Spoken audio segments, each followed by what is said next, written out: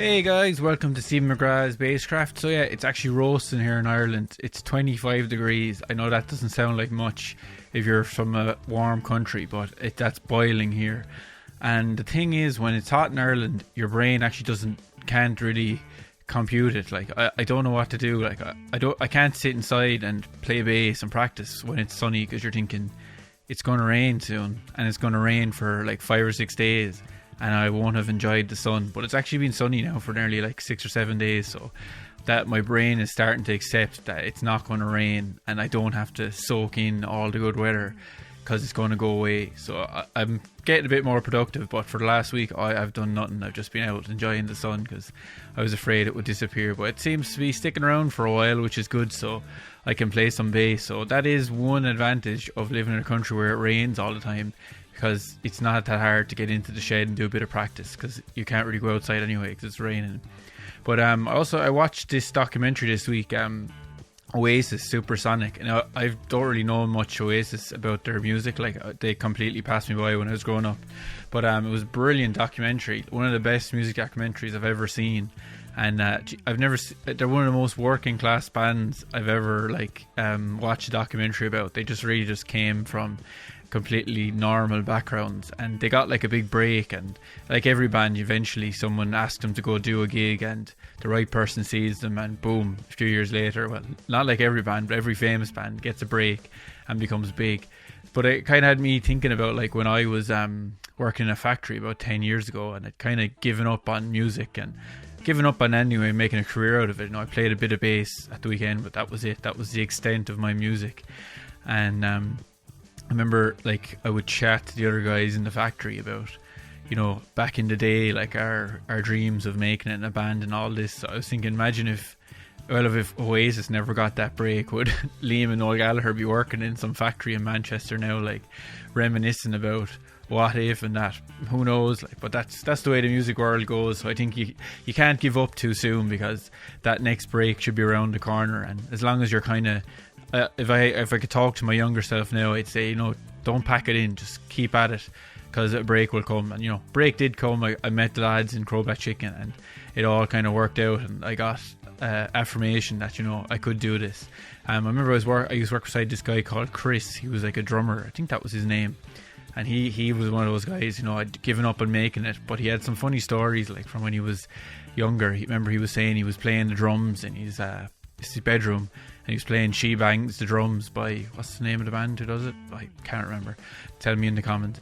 And he was playing the drums, and his mate was jumping around the room saying, you're doing it, you're playing the drums, man, you're a legend, you're going to be famous, you're able to play the drums to that famous song. It's like that when you're younger, you're obsessed with making it, but you don't even know what making it means. And I think for most people these days, making it just means you can make a living off your music, and enjoy your music and make a living off it. But anyway, today's guest is Jake Gerba. He is a well-known content creator online. He's created numerous viral videos, like a Seinfeld one and a Spider-Man one, Ghostbusters, loads of stuff. He loves dressing up and playing the bass. He's a savage bass player, brilliant funk player, slap and all that stuff.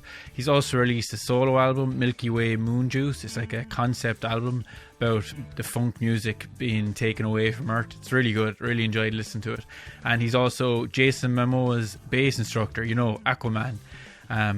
He was in Game of Thrones. He was Khal Drago in Game of Thrones. So yeah, I had a great chat with Jake. He works with a lot of companies like Peavey and Court, does stuff for them, and has even been playing the bass at the NAMM booth for Peavey one time. So yeah, we just chatted about his bass journey, his love for funk, getting into the bass, playing it in his church and stuff like that. And yeah, really enjoyed it. And he's really passionate about music. I like that about chatting to him. He was just saying how much he loves music, and sometimes he just gets up and dances to funk music even when he doesn't have a bass on. So yeah, like and subscribe, all that stuff. Leave a review wherever you're listening to this. It helps, any app you're on. Like the podcast, leave a review. If you're on YouTube, comment, like, subscribe, all that crack. And if you want to support what I do, I've got new t-shirts in the merch shop, and or you could just send me a donation in my links below. So yeah, let's just jump in with me and Jake, and I'll see you in a minute. You have your signature hat. That's the most important thing. Oh, I do. I have my British flat cap, representing the UK here. So Are you a Peaky Blinders fan, or did the hat come before Peaky Blinders? The hat came way before that. I've never seen that show. I know of it. I know these are now more popular because of it, but I actually started wearing these more so because of guys like Daniel Craig and stuff, and David Beckham, who are two of my favorite British dudes. So and it just works. And I'm losing my hair, so we gotta have good caps. It looks good, man. So yeah, how are you? What's going on in your world? Nothing out of the ordinary right now. Just still playing the bass, obviously. Still doing videos and getting a few marketing things here and there with a few companies. And like I said, a lot of it for me is marketing right now. The different companies or whoever that want to market their product.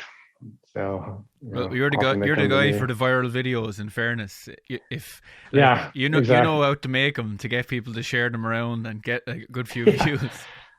Yeah. And hey, that's what these companies look for. They look for people that can do that, and then they want their product in it. So I mean, it's good for me because I get the free gear a lot of times. Yeah. Sometimes I do get paid to do it, but it's what I love to do. So it's like it's a no-brainer, really. It's like I don't try to make viral videos. I just make stuff that I enjoy making, and put my creative spin on it. And then, hey, if it goes viral, great. If it doesn't, oh well. At least people still enjoy it either way. Does that come natural to you? Like, were you the kind of kid that always would dress up and want to be like Wolverine from X-Men or something? Yeah, I do enjoy the costumes. I do a lot of costume videos, and I just feel like, especially for the theme songs, I just feel like you got to go all out. Whether it's X-Men or Ghostbusters or Spider-Man, I feel like the outfit just completes it. And I mean, who doesn't want to see Spider-Man and the Stay Puft Marshmallow Man laying down a sweet groove? So that's just my goofy side. Obviously I have a very serious side when it comes to music, but I also have a very goofy, creative side that I enjoy exploring. And, if I have an idea that I think will work, and I can, get the whole look and everything, I'll do it. If not, then I won't. But as long as it's doable, and I got the green screen too, which helps with the different backgrounds and, creating the whole vibe for whatever song or theme I'm doing. So yeah, well, in fairness, you shouldn't take it away from yourself. Like if some guy who wasn't awesome at the bass put on a cape and played, it would go viral for different reasons. Like, what the hell is this guy doing? yeah, you're very right. So you kind of got to have the skill set to an extent to back up your goofiness. Otherwise, like you said, it just becomes kind of ridiculous. But so I like blending the creativity and the musicality together and giving people something entertaining to watch. So you learned bass in church, was it? That's kind of where you started playing first. For the most part, yeah. I started playing when I was about 13 years old. I actually picked up a guitar first. I come from a family of musicians. My dad's always played, and my brother's been a drummer since he was 3. And he was very much into guitar around that time in his teenage years. And then when I became that age, I really never had any interest in music or playing music, at least before that. I was more of an artist, as in drawing and that sort of thing. I love to draw. I love to sketch. So I always did that. So I'm not really sure what sparked me to want to get into actually playing music, but something did. And I remember I picked up the guitar first downstairs in the basement, and it was cool and all, but I don't know, it didn't feel like me. I didn't feel like it was something that I wanted to play.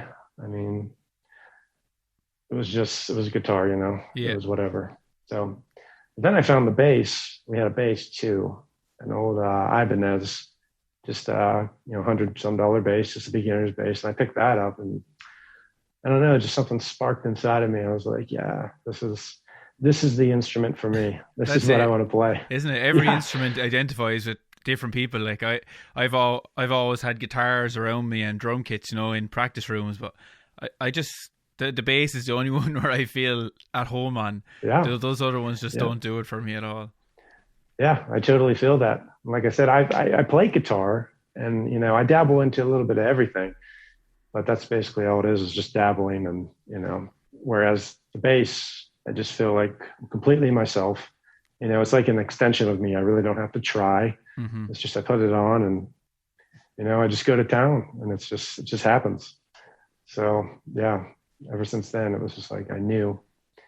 And yeah, and then I just started learning as much as I could. I would just, back then, I would just go on the internet with our dial-up internet connection, which took forever. Yeah, and, dialing up yep, slowly, waiting there. Yep, it took forever. But once I got on there, I would just find as many tabs as I could because my musical ear wasn't quite trained and to, do it that way. So I just look up tabs and then, I'd sit down in my room and just try and play along to all my favorite songs and figure stuff out. So I did that for a while. And then I think it was right around that age, 13, 14, my brother put together a little group just to do some covers. So I actually played my first gig back then at a little bar and grill right down the road here. So that was fun. We just played some covers and did that, which eventually turned into kind of a bigger band and project. But yeah, going back to church and all that, let's see. I probably started playing in church around 15 or 16. So I had a few years under my belt of just learning and all that. It's quite busy, the music as well. You do in the church. It's good for your bass playing. Yeah. Oh, yeah. Especially back then around 2008, 2009, those years. We were playing some pretty complicated gospel stuff, and we still do. But yeah, I was like, 16, 17 at the time and playing in this church. And that's what really helped me musically, elevate myself to a higher level because I was playing with some really talented people. I mean, played with a guy by the name of John D'Amico, who was just amazing jazz pianist. And when you played with him, you had to be like up here because, you couldn't slouch. And there's another great guitar player by the name of Tim Hightower, who was just incredible. And then there was actually another bass player that played there. I kind of went under his wing. His name was Alan Coldiron, and just phenomenal players, all of them, just amazing and professional. And so just getting to be around them and play with them, every Sunday just took me to a whole nother level. And that's really what helped me grow as a musician, was just listening to them and being able to play with such talented people. We played off each other, listened to each other, and we'd, the whole 9 yards. And it was just a great experience. And I'm really thankful that I did get that experience of playing with those guys, because it was just, like I said, just amazing in every way. And, like I said, the stuff we were playing back then was stuff you really had to like learn and sit down and listen, because it had a lot of groove in it, there were complicated gospel pieces. And that really helped me too.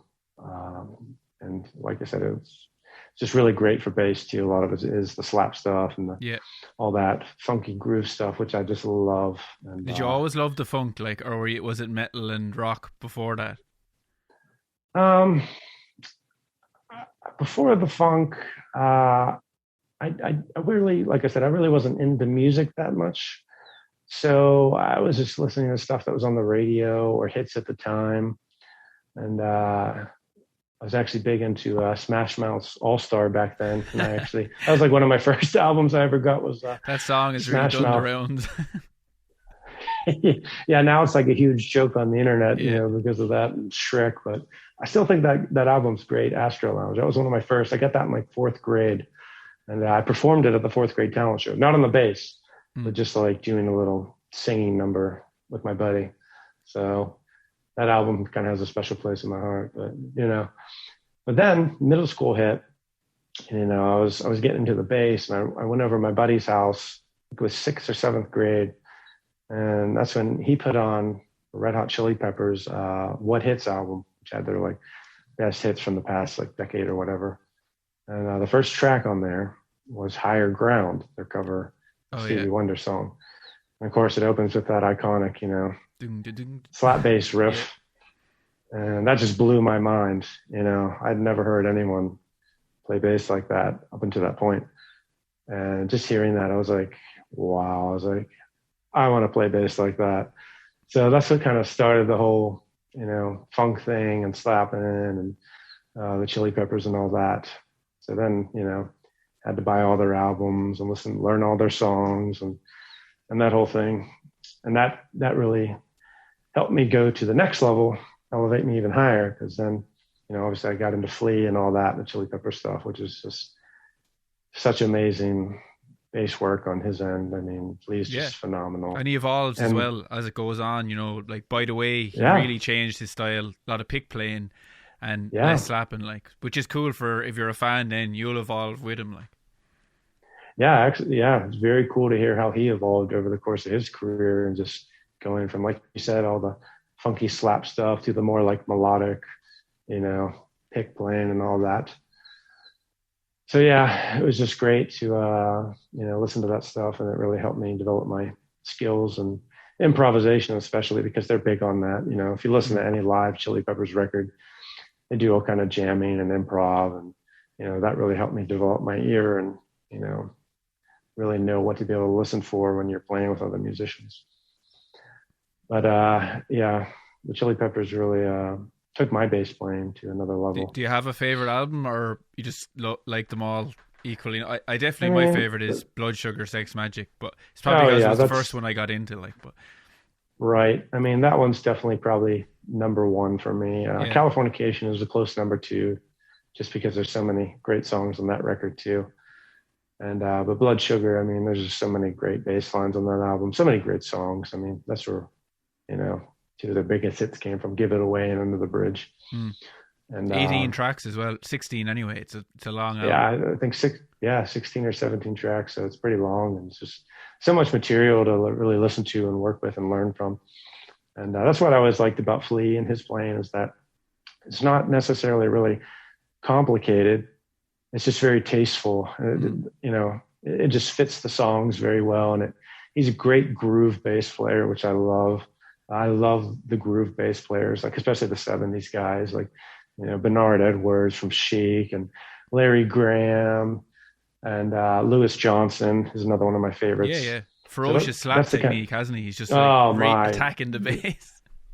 Yeah, Thunder Thumbs. I mean, when I saw that guy slap the bass, I mean, I was just blown away. I mean, he just hammers that thing, and that's how I always like to play too, because you see some guys when they play slap, they're very gentle about it, and that's why I like Louis Johnson, because he just nails that thing. I'm like, that's how you should be slapping the bass. I mean, you should. They don't call it slap bass for you got it. Well, it's like the two schools have evolved now. It's like the double thumb, and you have your thumb up, and you're economical with your hits, and then there's the old school where you attack the bass. Yeah, I'm very much old school. I love the 70s, and I love those guys, all the funk that came out of that era and all the disco stuff. I mean, that was really the decade for bass players to shine. And obviously that's probably another reason why I love it so much. But that and the songwriting and the playing, the music was just also great anyways. So those are definitely some of my favorite players. Did you ever get some of the DVDs that came out? Like all those guys had their own slap DVDs, or VHS back in the day. Yeah. Did you get some of them to kind of learn some of the slap, or was it just by ear kind of? A lot of it was by ear. I do have Flea's VHS, which is the one that came out in like 92 or 93. That was very helpful for me as far as improvisation goes. And I have watched Louis Johnson's tape on YouTube. I don't have the actual tape, but I have watched that series he did on YouTube. So that was very cool to see. And it's great learning tools for anyone, whether you're a beginner or an advanced player. And I always recommend those videos. Good comedy as well. Like Larry Graham's one, he's like, oh yeah. And he's like screams really loud, and he's just, he's really unpredictable. He keeps like giving the drummer nods. It's like, it wasn't totally planned out. Like it's just a really fun DVD to watch. Oh yeah. Yeah. I've seen clips of that on Facebook and stuff as well. And he's a character for sure. And that's another reason why I love those guys. They're all so unique in their personalities and their playing in general. So they're very fun to watch, and they're very animated, and it's fun music. Funk music is fun at the core, really, isn't it? Like, yeah, it's so much fun. And, it's just fun to, even if you're not playing, it's just fun to dance to. Sometimes I just put it on just to dance to it because it just makes you happy. You just dance around the home, listen to some funk. Yeah, why not? I do that, or go outside and just let loose. I mean, funk just makes you feel good. That's what I love about it. It really does. It just uplifts your spirit. You could be having the worst day. You put on a funk track. You're like, you start grooving, moving. It's good stuff. Yeah, it's good for the soul. And when did you start the video thing then? What made that what was the inception of making the videos? That all started, I think I started my Instagram back in 2014, if I remember correctly. And when I made one, I really had, no goal in mind or no, plan about it. I never really planned on getting anything out of it other than just the satisfaction of making some videos and doing what I love to do. And that's essentially just what I did whenever I started it. I just started doing my videos. And way back then, you could actually only do 15-second clips. So it was kind of hard at first to really make a good video because you only had 15 seconds to work with. So I was like, well, I'll just give them the best 15 seconds that I got. So that's usually what I did. But then they changed it where you could do a full 60 seconds, which was very helpful because, an extra 45 seconds made all the difference in the world. So yeah, then I just started cranking them out. They were nothing very special at first. It would just be me sitting down and just playing a riff or playing along with a song or doing a cover of the stuff that I'd been playing for the past, 10 years of my life. It's just now I had an outlet to do it. So, and then eventually, they started catching on with people, I guess, through the hashtags and all that. People started finding them and, eventually some of them got picked up by some of the bigger pages. I think there's a page on there called Talented Musicians. They shared a bunch of my videos and they had a ton of followers, like over hundreds of thousands of people that followed these pages. So I started getting exposed to all these people and then, they started following me. I was like, okay, this is pretty cool. I started developing this following and people started watching my stuff and, I was like, okay, well, I guess I could put some more effort into it, I guess. So once I got more followers and stuff, that's when I kind of started doing more of the creative stuff and the costumes and all that because it was fun to have an audience, Yeah, it's nice to know people are watching and that kind of drives you on, doesn't it, to maybe put in a bit more effort. Yeah, and people were really into it. I was really surprised and taken back by it all, really, because I was just doing what I loved. I really didn't think it was anything crazy.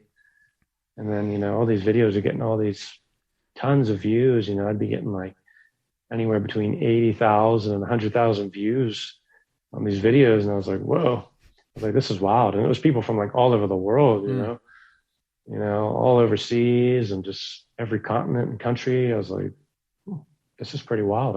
It's fun. I can entertain people. It was ever hard to keep up with all the messages, if people, when you have a lot of followers, because you probably feel bad. Oh yeah. At the start, you were like, oh, sure. If someone messaged, you're like, wow, someone messaged me. Of course, I'll get back to them. But at some point, it must get to a point where you can't get back to everyone, and you might feel a bit bad about that. Yeah, it did get to that point because I always try to respond to everyone's comments and everything. Because I do appreciate people that take the time to leave an encouraging comment or whatever. Even people will go out of their way to message me and all that. But like you said, sometimes they just pile up and can't get back to everyone. So I kind of had to, go through them and figure out what I could respond to and what I couldn't. And I always had to check though, because, it could always be someone important sometimes, like Aquaman or Jason Momoa. You gotta respond to those people. Just ignore him, or the Court Guitars or Peavey, and you just ignore them. They're like, that guy's an asshole. Yeah, exactly. So when it's the companies and stuff, I usually try and get back to them pretty fast because they're the ones that want to do business. Not to say that your everyday average person isn't important, because they are. I do appreciate them, but obviously I've gotten to do a lot of stuff with the company, so it's important to get back to them and be professional with them, and that's where you get the opportunities. Yeah, was it the Seinfeld video was the first one that hit big, got the got a lot of views and kind of got you the most exposure. Yeah, that was one of my bigger ones for sure. I think before that I had a few Chili Pepper ones that I did that were kind of went viral. I did I think a top 10 flea slap one, which is how Jason Momoa found me. I did the Californication album playthrough in 60 seconds. That was a big one. That did like 300,000 views on Instagram or something like that. So those ones always did really well because they were Chili Peppers, and that's the kind of stuff people come on there to watch. Yeah. So those ones did really well. But yeah, the Seinfeld one, that one really blew up.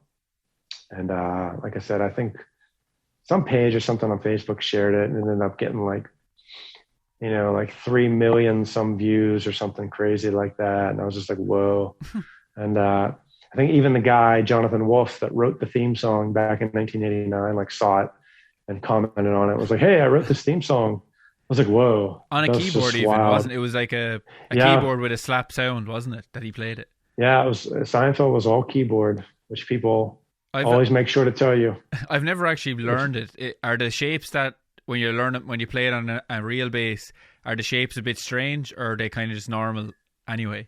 They are to an extent. I mean, it's a little different than your average bass line, but for the most part, it's not that different. I mean, it's like that. It was written for bass, for electric bass. Not it's not bizarre like stretches or anything.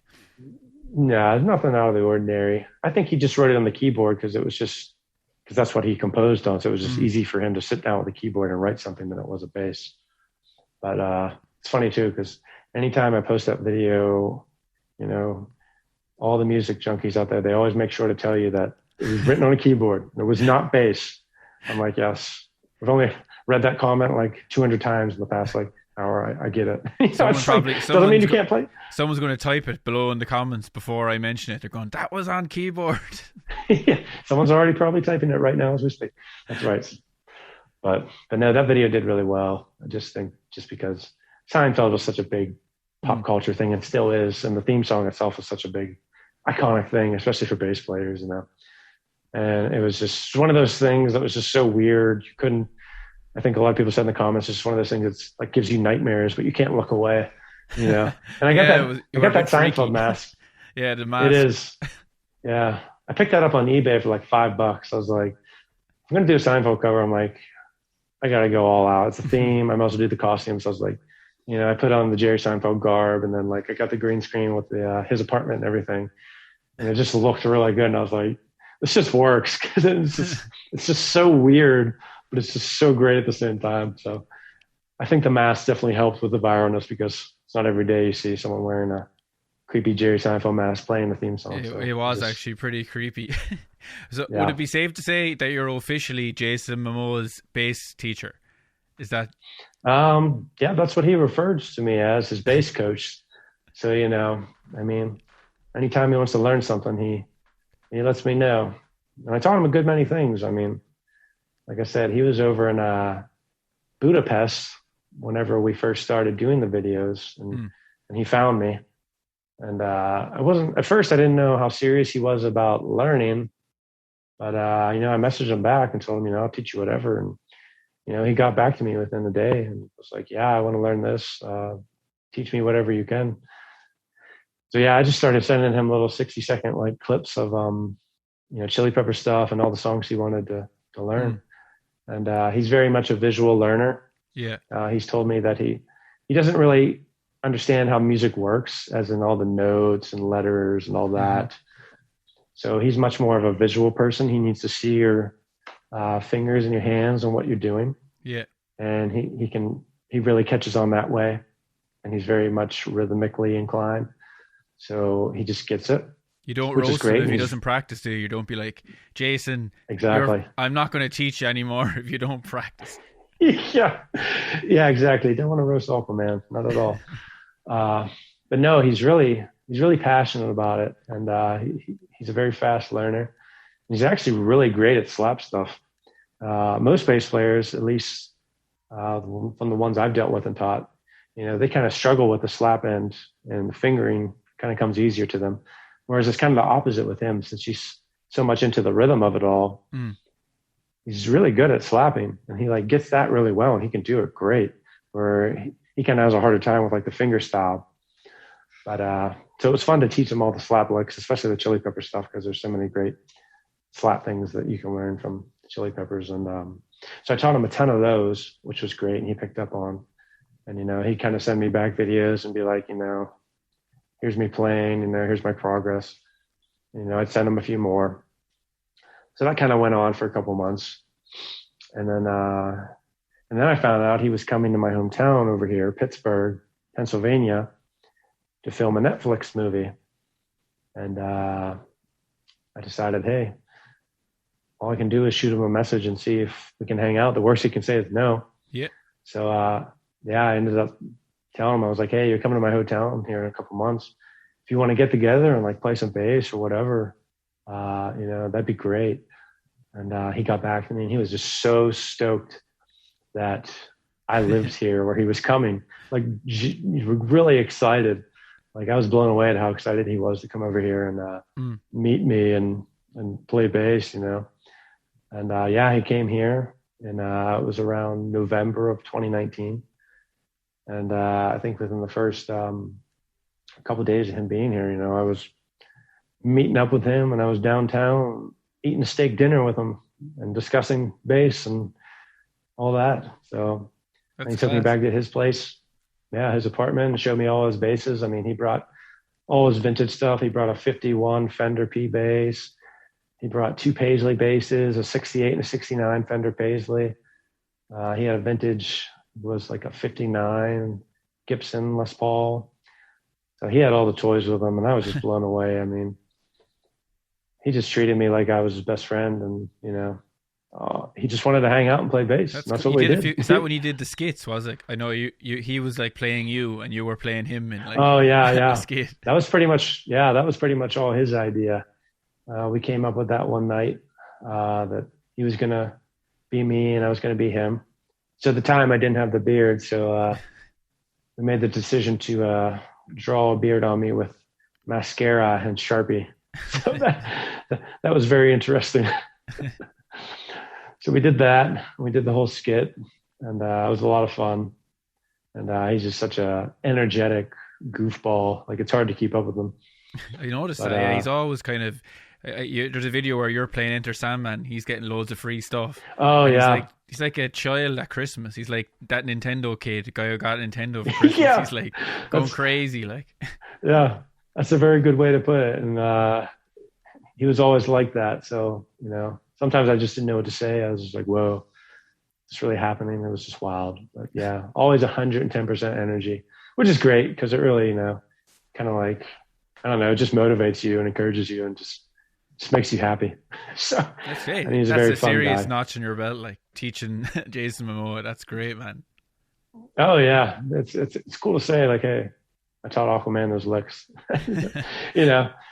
And, you know, it's really cool too because he's very down to earth, and like I said, he's very humble, and he's probably the least Hollywood person you'll ever meet.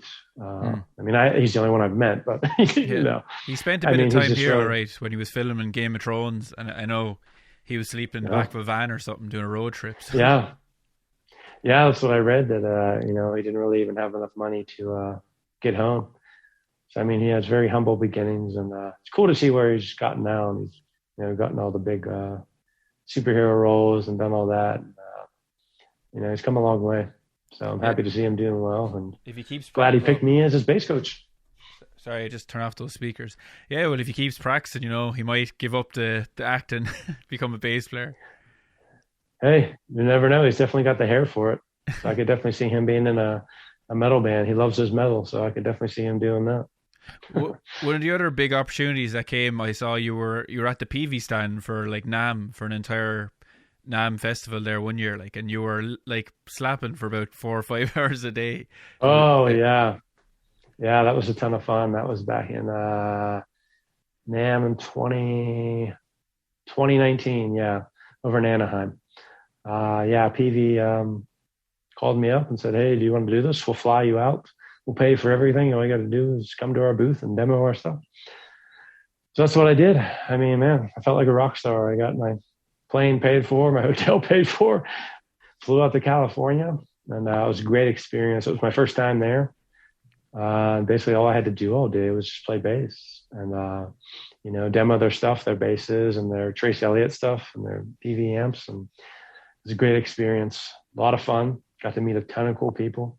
I even got to meet a lot of people from Instagram and stuff that followed me. Really? Yeah. I met a few of them out there. Yeah, it was cool. They, came up and got their pictures with me and everything, But yeah, I was playing a lot of bass, 4-day event, ran from Thursday through Sunday. So I was just playing a lot. You take breaks in between and all that, but nonetheless, you're playing for a good bit of time over the course of those 4 days. What was the repertoire? Was it backing tracks and you were just slapping along with them, or were you just playing stuff without any backing track? A little bit of both. I would do a lot of improvisation and just different like little bass solos and slap stuff because that got people's attention, and really put the products in the spotlight as far as the tone and all that. But I did take some backing tracks whenever I would get tired of doing the bass solos or whatever. I'd put on like some of my stuff from my album, or I'd do some just 70s stuff, or I'd do some Chili Pepper stuff just to mix it up a bit. And I did jam a lot with their guitar player and amp builder. He was great player, great at improvising. So it was just a lot of fun to play with him, really easy to play with him. We really connected well musically. So we'd do jam sessions. So it was a good mix of everything. We got to do the jam sessions together. Then I'd do something by myself, solo or something. Then I'd do some of the backing tracks. So that was really the schedule throughout the day. And then I take a break and I just, help people with the products, talk about them. Got to meet a few rock stars, that was cool. Michael Anthony, formerly of Van Halen, was there. He's class. So he came in. He was real nice, signed some autographs. And then big one for me was meeting Doug Wimbish, who plays with Living Colour. Yeah. He's one of my favorite bands. And he came up to the booth the one day. I got my picture with him and everything. And then I think it was the last day, Sunday maybe, he came up again and he wanted to hear some of the Trace Elliott stuff. So I actually got to play for him and demo the products, which was just like a dream come true because it was just like, how were the nerves? Here's one of my How were the nerves when that? Yeah, they actually weren't too bad because I think I was already like in the groove and like, he was there and I was already doing my thing. So I was just like, I'm just going to do what I've been doing. And I got to play for him. It was just a dream come true because here's one of my favorite bass players, who's, bass playing and records I've heard in my car stereo so many times. And now he's right in front of me and I get to play for him. I made sure not to play any Living Colour things because, I didn't want to be like, oh, hey, this one? Oh, yeah, you wrote it. So he's heard didn't want to do any of that. Yeah. So I just played a few riffs and everything. And he was super encouraging, super nice and super humble, just a great guy. And, he told me it sounded great, that my playing was great and all that. He gave me a big hug.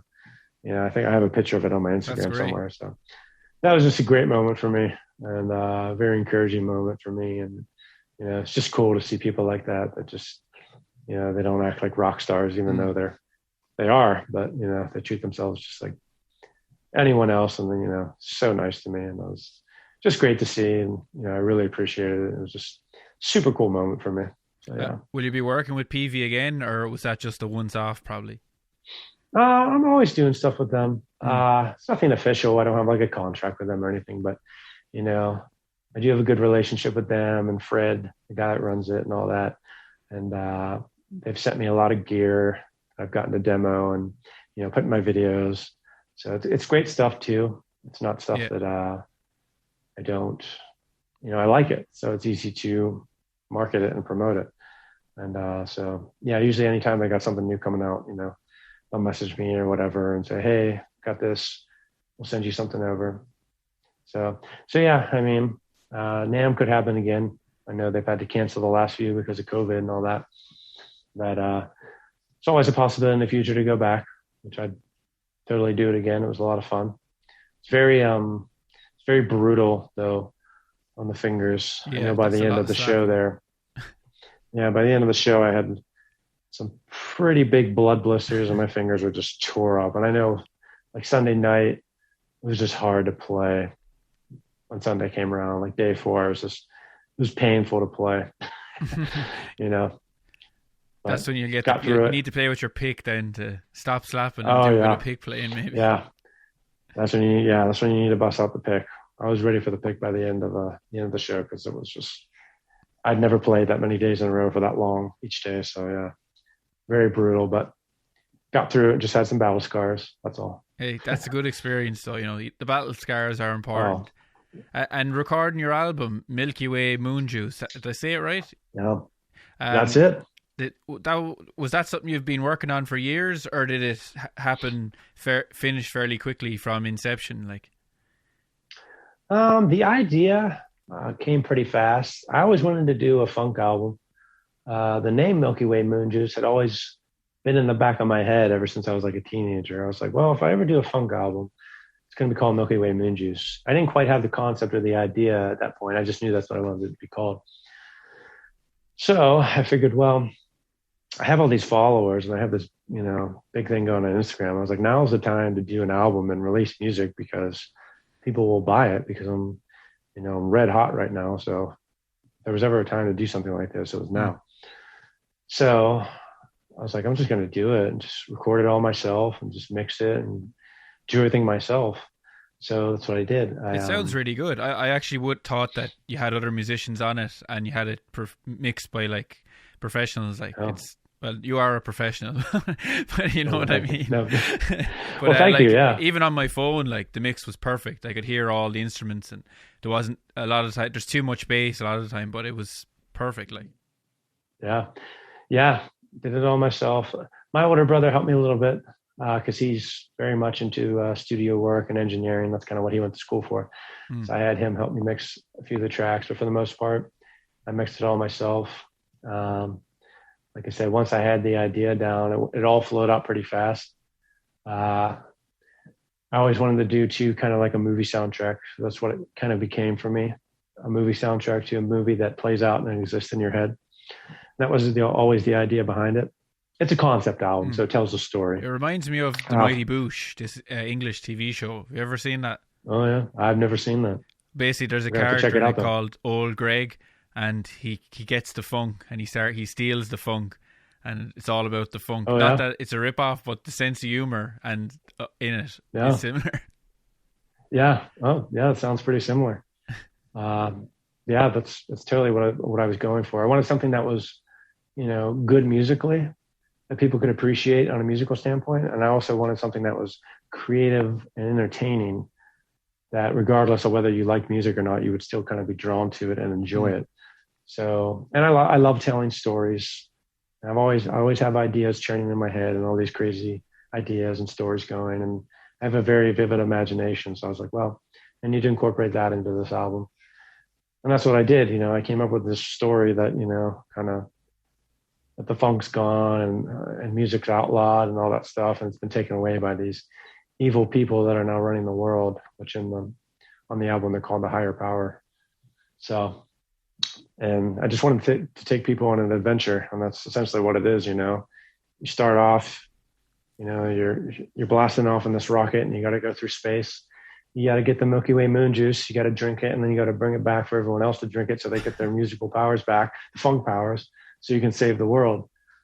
So that's kind of the journey the album takes. And each piece of music represents a different portion of the story, as you go along. And a lot of it's instrumental. So the music had to really, represent the visualization that I was seeing in my head. It had to represent that.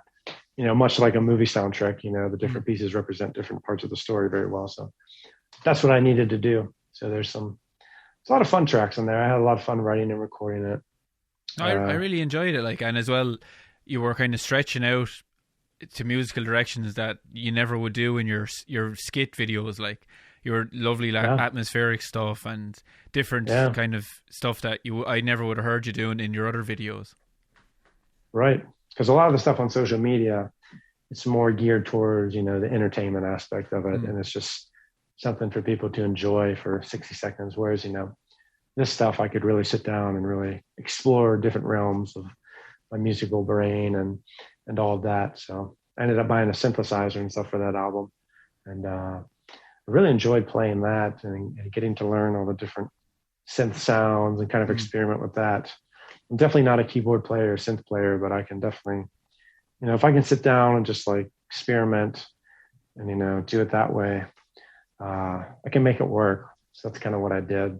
So that was fun, writing different parts on that. And then, obviously I got to do the guitar and stuff, and that was fun because normally I don't play guitar in any of my videos. So I definitely don't consider myself a guitar player, a lead guitar player or anything, but I mean, I know enough to at least be able to, record and create different melodies and stuff. So Yeah, that's what I did. And especially the funk stuff, it's all that chucking, they call it, and really it is rhythmic playing, which it's just rhythms under the bass. Like the bass is more the lead instrument in the funk. Like right, and that's what I enjoy that a lot. I enjoy creating unique bass lines and then kind of have that really funky rhythmic guitar going underneath of it, which a lot of the songs are, and that's what really, like we said, that's what funk is. So yeah, it was a lot of fun. It's a lot of fun to explore different sounds and different textures and putting it all together, and also creating a very outer spacey vibe. It had to have that too, because most of the story is taking place in outer space. So it had to have that sound, and that's really where the synthesizer came into play, because a lot of it too was a homage to all the great '80s sci-fi movies and soundtracks, like Blade Runner. So Blade Runner was a big inspiration for the soundtrack to Blade Runner. As far as what I was doing with the synth, that was big, because that soundtrack has a lot of synth in it, and I just enjoyed the synth, the different sounds, because it's very futuristic. Yeah, and that's the kind of vibe I needed for this. So I got to combine a lot of my favorite things into one big album: funk, disco, creative storytelling, and good music, and put it all into one big package and put it out there. And people responded to it well. I sent a lot of copies overseas. I wasn't so sure on the physical copies because I know everyone buys digital music these days, and everyone just wants to hit download or stream it. But I know there's a lot of people out there that also appreciate the physical copies, physical media, which I do. So I had like 50 copies made up or so. And I was surprised. I put it up on eBay for an easy way for people to buy, and a ton of people bought it, especially overseas. I ended up sending a copy to Italy. I sent one over to the UK, the Netherlands, Australia. So it was just very cool, and I sent a little thank you note over with it. I signed the cover of the album for him and send it over. And, I know one guy in Italy has it hanging in his music room, like in a frame with the CD and like my little note framed in it. And I was just like, it's very cool. It was just like, I never expected it to take off like that. But I was just like, oh, it's a really good feeling to let people appreciate your music, because it's a great achievement though, to finish that album all on your own. Like that's so hard, like to get it done without a band to push you along, Yeah, I totally agree. It's a lot of work because, you're doing everything. You're composing the songs, you're playing every instrument, you're mixing it, you're putting together all the artwork. So it's definitely a lot more work than, like you said, if you were in a band with other people or you were on a record label, because, they take care of all that for you. Whereas, you would just go in and play your part on your instrument. Whereas now you're doing like 50 different things to get this all finished. But honestly, once the process started, it all flowed very well. And everything came out naturally. I wasn't like forcing any of the music out. So that was really nice because, a lot of times sometimes you'll get into a creative funk or, you won't have an idea, or you'll just be sitting there and like, well, I don't know what part to play here or what to do. But every time I sat down, something would just come to me. And I know it's the part that I should be playing and recording, usually whenever it's just the first thing that I play. Yeah. It's not always the first thing, but most of the time, the first thing that I come up with and play, that's it. Because it's, like I said, it comes out naturally. You're not you don't have to think about it. You're just, it's exactly. Musical brain is coming out, not the other side that would be thinking about the shapes and the theory or anything like that. Yeah, exactly. And it's and now that you say that and bring that up, that's very much how I function as a musician. And I always tell that to people too, people that are learning. I tell them don't use your brain too much. When you're when you're playing music. I mean, you have to an extent, you know, to figure things out and all that. And there's a lot of intellectual stuff that goes into music theory. But, you know, I always tell people, you know, play from here, play from your heart, play from your spirit, because that's always where the best music comes from. And that's where the most natural music comes from. And that's where it's going to flow from most naturally. And that's how I've always played. And that's how I've always approached music, no matter what I'm playing or who I'm playing with or where I'm playing. Because if you use too much of your brain, you get too technical with it, it kind of loses its luster. And you become robotic in your playing, and that doesn't make for good music. It could, but it doesn't make for soulful music. No. You know, whereas if you're just playing from your heart, you know, and you can always tell the people that do that as opposed to the people that are kind of more robotic about it. So I've always played like that. And that's why I've always enjoyed improvisation and the jam session and stuff with people, because it's on the spot and it's coming out naturally. You're not, you know, playing something that's written on a sheet of music, which is fine too. I did that for many years in jazz band and stuff in high school. It's good to know music theory and it's good to read and all that. There's a time and place for that. But I've never dove into all that as much as some other people. I think it's great to know the basics. It's great to know the fundamentals, but I don't think, you know, a lot of the stuff that's out there, I just don't think you just don't need to know it. It's just, a lot of it's useless unless you are playing like, you know, in some crazy jazz band or you know, composing classical music. It depends. So, like I said, depends on your direction you're going, really, doesn't it? Like, you know. Exactly. And that stuff's great. If you want to be a teacher, yeah, that's great to know that stuff, to teach other people and all that. And for someone like me, it's just, you know, playing in church or just making videos or something, you know, I'm drawn more towards the spiritual side of music and all that, and always have been and probably always will be. So. It's hard to access that kind of musical brain at the moment. You know, I find like when I jam with my band, my hands don't go into the old shapes because I'm reacting from what they're doing, and then I end up playing more interesting parts instead of the same pentatonic runs I always play. But then when you're at home, you just fall into your old tropes. But that's how I find it at the moment, because there's not like jamming. Are you finding that as well? You're falling into your tropes, or can you break out of that and still get into a musical jam on your own? It depends on the day, really. I mean, sometimes when I'm playing by myself, you know, I'll sit down, you know, I will fall into that thing where it's just like, oh, I've played this a million times and there's nothing going on here.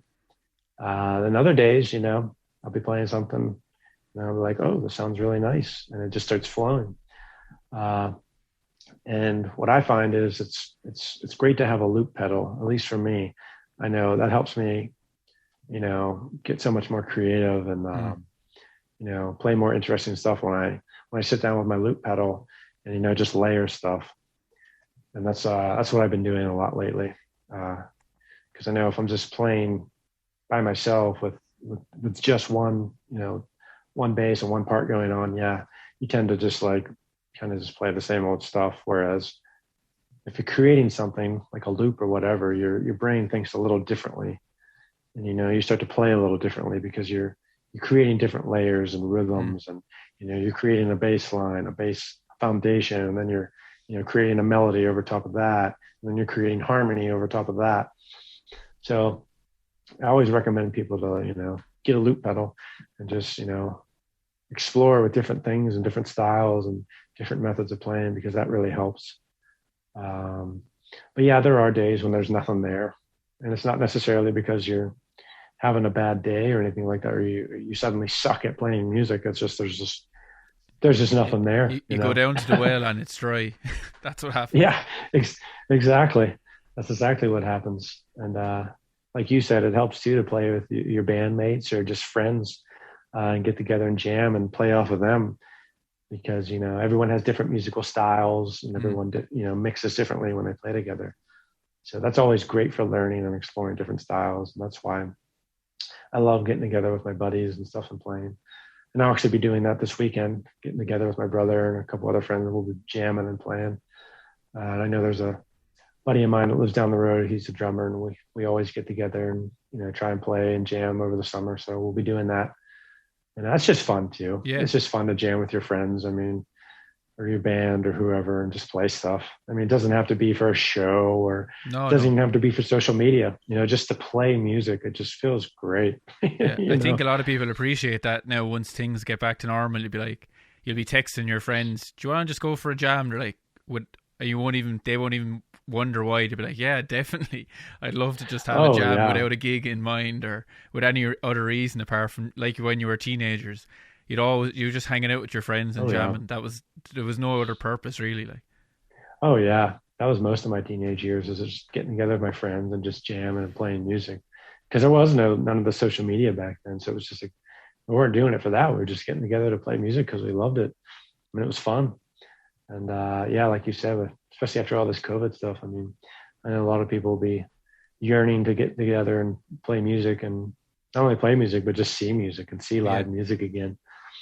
I'm really hoping by the end of this year, we start to see more and more concerts and stuff pop up.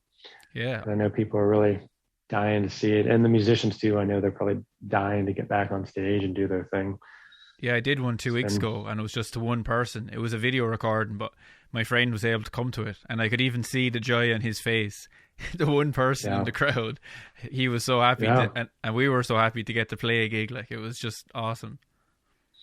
Yeah. I mean, I know there's so many people that are just ready to get back out there and start doing it.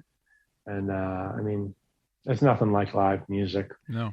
I mean, you can watch videos and all that, but it's nothing like the feeling of live music and going to a concert and just hearing the bass and everything just hit you in the chest, and just, it's just a great feeling. And so I'm excited to see it make a comeback here. Do you ever meet these people that love, like, my band, we kind of an audience be a little bit older. You meet these people who just love music more than I love music, more than the musicians on stage love music. Oh, They're just obsessed. They give you some energy, those people.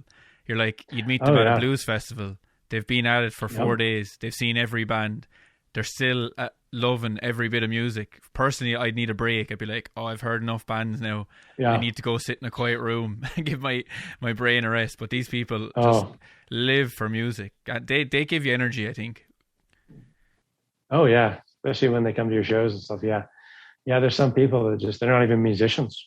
They're just people that just love music, and they just eat, sleep, and breathe it, really. And I think that's great. Like you said, me personally, I tend to need a break from it. I need to go and rest my brain and rejuvenate myself. You do. You get refreshed then, like, take a break. And if you don't play bass for like a week or two, you're like, God, I feel like something's missing in my life. Oh yeah, I need to pick up the bass. Yeah. Whenever I do take a break, it's never a long break, but it'll be a few days or whatever. But I think it is good, because I think that helps too with your creativity. Once you step away from something for a little bit and then come back, kind of your creative juices get flowing again, which is nice. So I always recommend to people just to take a little breather here and there, refresh yourself. But definitely a lot of those people out there that just love music. I mean, they just, like I said, they just go to every concert. They'll travel to all the festivals and everything. And it's like, man, you got to really love it, which is great. Yeah, for me, amazing. I'm like an introvert. So I'm like, one or a couple concerts a year is good for me. I don't want to go back in my cave and just like be by myself, that a lot of musicians are like that. So thank God that the people who love music are more extroverted and they'll come see the gigs. Yeah, exactly. I mean, put me on a stage, I'm fine, totally extroverted, I can let myself loose. But like when I'm in the crowd, I'm like, just like, okay, get away from me. Like, and do you think you've a second album in you, Jake? Would you go for another album, or was the one enough? Like, I always think down the road I'll probably do something again. I mean, people are always asking me, are you going to do another album? Eventually, when I have the time and when I feel it's right. I mean, I think there's a lot of pressure on people, especially the social media people, that are always putting themselves out there. I think there's a lot of pressure on them in this day and age to constantly release music, constantly release singles. And that's what I see a lot of people doing just so they can stay relevant and have people keep listening to stuff. And I just don't want to do that because it's just a lot to constantly be writing and recording stuff and releasing singles. And I just think, I don't know, I think that loses its luster too, because it's like, every other month you got a single coming out or whatever. It's just like me, I'd rather just write one good album every couple of years with 10 or 12 songs on it and say, here's the best I got right now. Enjoy it for the next couple of years. I'll see you. Yeah, I'll see you later. One track featuring Aquaman has to be done. Yes, it's essential. Yes. Well, yeah, we'll have to get him on the next album. Probably be a good selling point too, a good marketing Get in tool the for shade. me. Probably have a lot more sales that way. Yeah, you would. So what's you have to be in the shade. So what's the plans for the future? You're just gonna keep releasing videos, and eventually you'll get an album out. But you kind of have a lot of stuff going on behind the scenes, you're saying. So you're always kind of working with companies and doing little promotions and stuff all the time. That's kind of happening in the background, is it? Yeah, that's pretty much the plan. I mean, I just kind of take it day by day, Obviously going to still do the videos. I mean, that's why people tune in and watch me. So going to keep pumping those out. Like we just talked about, maybe another record down the line. And then I'm just going to keep working with these companies and doing marketing stuff. That's really what I enjoy, because I can do it on my own schedule. I can do it when I feel like it. There's no pressure to do anything. There's no obligation to, do anything. And that's what I really enjoy about it the most, I think, because that's just like, I do what I love, and the opportunities always just come along, whether I'm trying or not. They kind of just keep happening. So I'm really grateful for that. And I'm really grateful for all the people out there that continue to watch me all these years later and support me. So it's just nice to have the following and the audience, and it's nice to have been able to work with such great companies and people and do the things that I've done. So that's really just what I'm going to keep doing in the future. Mm-hmm. That's great. Pumping it out, and whatever comes along, comes along. And it's pretty much positive for you. So this social media thing, like, you haven't had too many negatives from it. Like, you don't get burnt out from it. You're a bit chilled out about it. You release stuff when you feel, and that kind of is how you're able to be healthy with it. Yeah, exactly. That's how I kind of, keep myself healthy about it.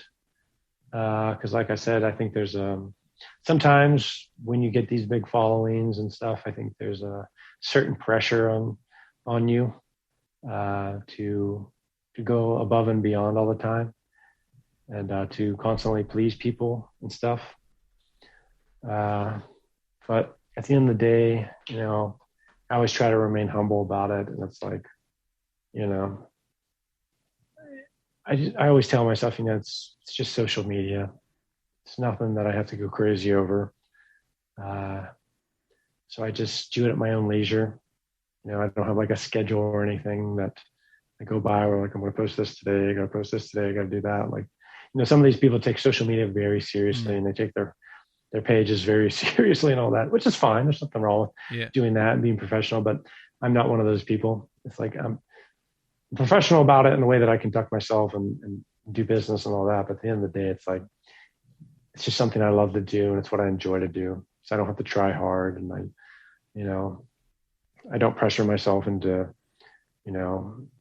always having to put content out there, because it's like, if people want to continue to follow me and watch me, that's fine. If they don't, if they get bored with me, hey, whatever. It's just Instagram. It's not like a professional job I got going on here. No, that's a lot. When people do it as a profession, it is a lot of pressure.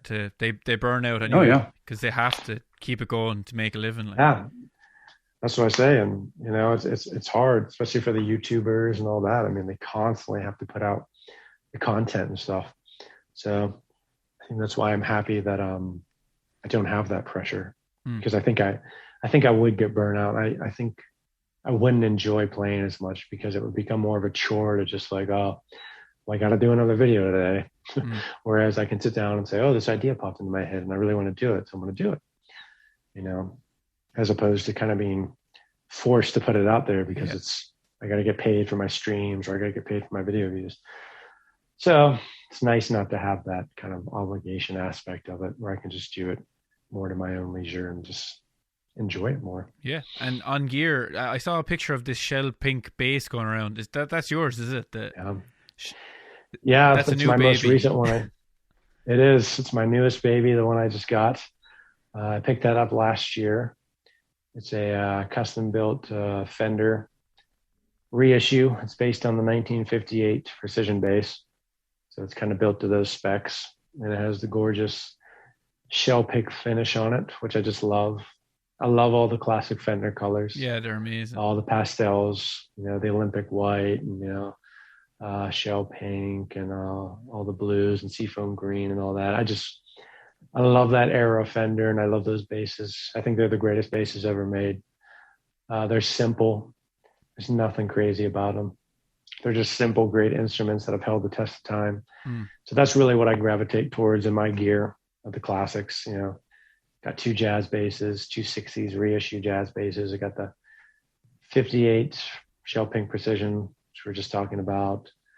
And then I got the Ernie Ball Stingray, and then I got the Modulus bass, which is a lot of fun. That's the graphite neck Flea bass. It's kind of, is that a Flea bass or just a Modulus similar to what Flea would play? Well, yeah, it's the Flea model. I think they stopped calling it the Flea model after their contract or whatever kind of split back in the early 2000s. But yeah, that is the Flea model. It's the one he's toured with from like the late 90s all the way up until, you know, the late 2000s here. So it's a great bass. The graphite neck is incredible. It's great because it never needs adjusted. You know, it doesn't expand or contract or any of that since it's not wood. So that bass is just phenomenal. It plays like butter, and it's just got a great tone. You know, it's kind of similar tone to the Stingray as far as, you know, it's what it's based on. It's the Stingray with the big humbucker, single humbucker. But it's just so boisterous, and it just cuts through the mix really well, and which is why Flea loves it so much. But it does really sound great with anything, especially funk, especially for the slap stuff. It's a lot of attack, doesn't it? So it has a lot of attack as a bass. A lot of attack and a lot of clarity, you know, especially with the graphite neck. It has a ton of it's very balanced throughout the neck. I mean, every note is just crisp and clear. There's no dead spots. So it's great. It's a little hard to control when I'm recording because it's you know, it runs on 2 9-volt batteries. It's active bass. So it's got a lot of power and a lot of volume. So it's kind of harder to control in a studio setting, which is why I kind of gravitate more towards the Fenders, the passive basses, because they sound great in the studio and in the mix. They just set so well. I mean, for any genre of music, and that's why they're heard on so many of our favorite records. So I usually I like the Stingray and the Modulus. I like for live playing, whereas if I'm sitting down to record something, I usually tend to prefer the P basses or the jazz basses, just because they just sound so great. Especially the one jazz bass I have flat wounds on it. I mean, it's got that classic old school 60s thump going on. It just sounds phenomenal. There's nothing better than an old school, you know, Fender jazz with the flats on it. It's just a thing of beauty, really. Yeah, like I have the Aerodyne. Did you ever try one of them? The Japanese made Fenders. I have not. I've always seen those, and I thought they've always looked great, and I could imagine they play and sound really well. They're amazing. They feel so. The body is contoured, like curved, kind of like a Les Paul, and lovely. Yeah, you should check one out. I'd say you'd really like them. Yeah, I definitely want to check one of those out in the future. You just can't go wrong with the Fender stuff. I mean, they have so many great options, and so it's really great to be a musician in this day and age because there's so many affordable options, especially for beginner players. That's one of the most frequently asked questions I get is like, you know, I'm a beginner bass player. What should I get? And, you know, I always tell them, you know, just check out a Squier, you know, jazz bass, or, you know, even Music Man's got the lower line, the Sterling subs that are out for a couple $100. And, you know, they're not going to play like $1,000 instrument, but for beginners, I mean, they look great, they sound great, and they're affordable. And there's just so many great affordable options for people to learn on. And I just think that's awesome that these companies are really stepping up and really making great instruments available at great prices. Yeah, they are.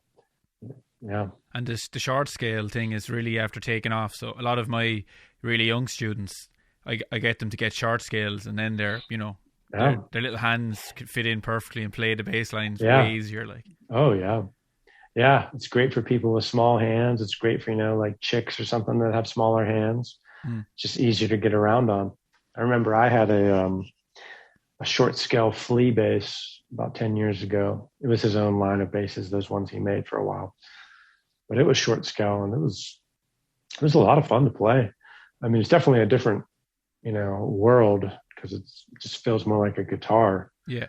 But it's definitely easier to get around on, and I could see why it'd be so great for people with smaller hands.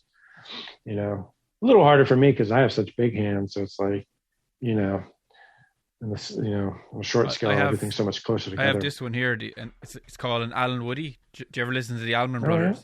It's his signature one. And really? It's really fun to play with a pick. It's because he designed it from the ground up, and he was a pick player himself. Oh, cool. So I find you play a lot of kind of different lines that when you're playing on the short scale that you wouldn't play usually. Like, right.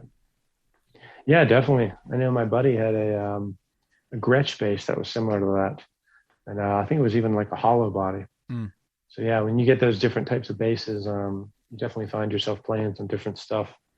I know I even borrowed an acoustic bass off my buddy a while ago, and that was just a ton of fun to play. It was a Martin, just beautiful instrument. It just sounded so great, and it was electric acoustic, so you could plug it in too.